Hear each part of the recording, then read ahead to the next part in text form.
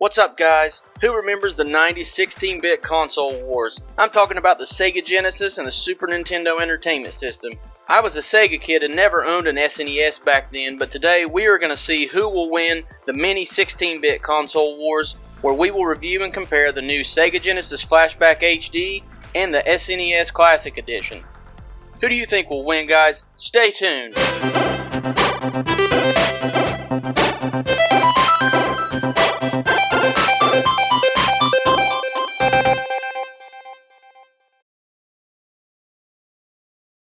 Alright, let's get started with the Sega Flashback. First off, the console looks near identical to the Genesis and is preloaded with 85 games from not only the Genesis but also Game Gear and Master System, so I like the variety. It even comes with a working cartridge slot. The system comes with two 6-button wireless controllers which work great, but you can even plug in your original Sega controllers, which I think is a nice feature. Here is my original Genesis side by side with the Flashback system for size comparison. The select screen has nice thumbnails and is easy to toggle through the games. Let's do a few quick reviews of some of the more popular games in my opinion. First off is Altered Beast, which is a great console port of the classic arcade game. This game still holds up today and picture quality is great in HD. Next is Comix Zone. I never played this but saw it advertised a bunch when I was younger. I have to say the game is amazing for a 16-bit console. It's basically just a button smasher beat 'em up, but the visuals and original idea of fighting your way through a comic book is so unique. You can even choose different paths to take in the comic book, bringing a new level of interactive play which was pretty much unheard of for the time. Then I revisited Decap Attack, which I remember renting from a video store when I first got my Genesis. Wow, this game is just dumb. It does not hold up today, and the gameplay is repetitive, and you're basically a headless mummy fighting with his internal organs and eyeballs. Yeah, you're not really missing out on anything here. I tried out Starr for the first time too. I remember seeing this game advertised as well and had some friends who liked it. I think visually it looks fine, but the gameplay is pretty much mind-numbing, and I feel like there's really not a goal to accomplish here. I tried out one of the Game Gear games called Sonic Chaos, which I actually still own. This is a great way to experience the Game Gear, and the color palette looks great with very responsive controls. Really enjoyed this one. Of course I have to play the most popular Genesis game, the original Sonic the Hedgehog. The HD clarity is amazing and gameplay is spot on, and this is a wonderful way to revisit this timeless classic. They even have all three of the original Mortal Kombat games on here. I still believe the Sega ports were much better than the SNES, and these games are great, but not the most family friendly, so I'm not really going to review them here. By the way guys, the blood code still works. I even tried out one of my cartridge games to see how it performed. I used NBA Jam. The game loaded up quickly and ran flawlessly even after sitting and collecting dust for years. I mean, who doesn't love NBA Jam?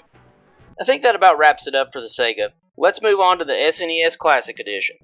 The console looks like a perfect copy to the original SNES and is very sleek, and I have to say it feels more durable in your hand compared to the Sega Flashback. It comes with two wired SNES controllers which are spot-on replicas as well. The system comes preloaded with 21 games, but there is no working cartridge slot or ports for the original SNES controllers. Again, here is the side-by-side of my original SNES and the Classic Edition for size comparison. Let's start off with FZero. This classic futuristic racing game has nice colors and addictive gameplay. Wish I would have had this game back in the day. Okay, here is one of my favorite games of all time, Super Punch-Out! Wonderful characters, bright colors, perfect controls, and one of the most replayable games ever in my opinion. I only played Super Metroid for the first time earlier this year. This game has one of the best storylines and overall gameplay and visuals than any game in history. You can't miss this one. Next up is Legend of Zelda: A Link to the Past, which many people hold as the best game ever on the SNES. If you can believe it, I have never really sat down and played this game, but the limited time I played it prior to this video, I can tell it has addictive gameplay and the audio and graphics look amazing for the 16-bit era. Super Mario World is an all-time classic that everyone loves. I can play this one for days. But what else more is there to say about Super Mario World? Up next is the original Star Fox. This actually was the first time I played this game, which was known for its groundbreaking effects at the time. Let's just say I was underwhelmed. The polygons look awful and you can't really tell where you're shooting, and it's just plain boring. I'd say hold off until Star Fox 64, guys. Nintendo has included the never-released Star Fox 2 as well. I was pretty pumped to try this out, but again, I wasn't impressed. It looks better visually than the first, and you can actually see where your laser blasts are going, but it's easy to see that this was an unfinished game with way too easy enemies, and it's just not fun. Okay, so let's recap each system. First off, the Sega Flashback. I like the large library of games, the working cartridge slot, and the great picture quality. I really didn't like the fact that there were basically a bunch of filler games. There were probably only a handful of games that I would actually want to play. The sound quality is mediocre at best, with a very tinny sound throughout the games I played. But the main thing is just lack of engagement.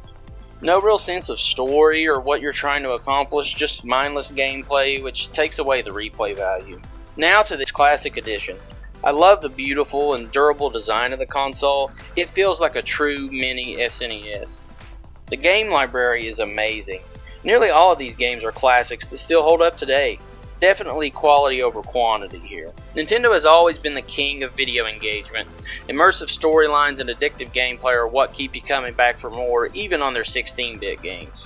I really don't like the short cords that Nintendo provides for the power adapter and the controllers. I pulled the console off the table many times while playing, which is super annoying. Having no cartridge slot is kind of annoying too, but I understand this is because of the large size of the original SNES cartridges. An additional dislike here is the Star Fox 2 gimmick. I felt this was a cheap gimmick because the game doesn't really feel like a complete game, so that kind of left a bad taste in my mouth. So, who is the winner of the mini 16-bit console wars? So the winner is the SNES Classic Edition. This system just has it all. Quality design, amazing games, and maximum replay value. And this is coming from a guy who grew up on the Genesis and loved it. But I just don't think the Genesis holds up today. Thanks for watching, guys. Do you guys agree with me, or do you think I'm crazy? Let me know in the comments below. If you enjoyed this video, click that subscribe button below and hit the bell for notifications so you can know when we publish more of our great content. G3 out.